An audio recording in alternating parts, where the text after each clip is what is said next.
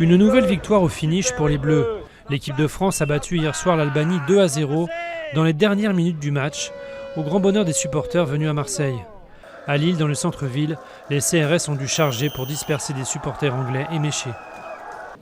Nouvel hommage au couple de policiers tués à Magnanville. 3 jours après ce double meurtre commis au nom du groupe État islamique, les collègues du commissariat de Mantes-la-Jolie, où travaillaient le policier et sa compagne, ont organisé une marche blanche en leur mémoire. La menace du pouvoir d'interdire des manifestations passe mal.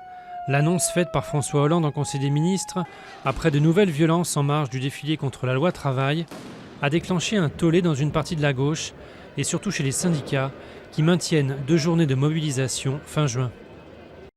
Après le crash d'Égyptaire, des morceaux de la carlingue ont été localisés.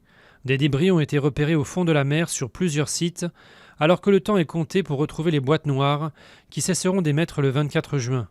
L'Airbus A320 s'est abîmé en Méditerranée le 19 mai avec 66 personnes à bord. C'est le premier parc Disney en Chine.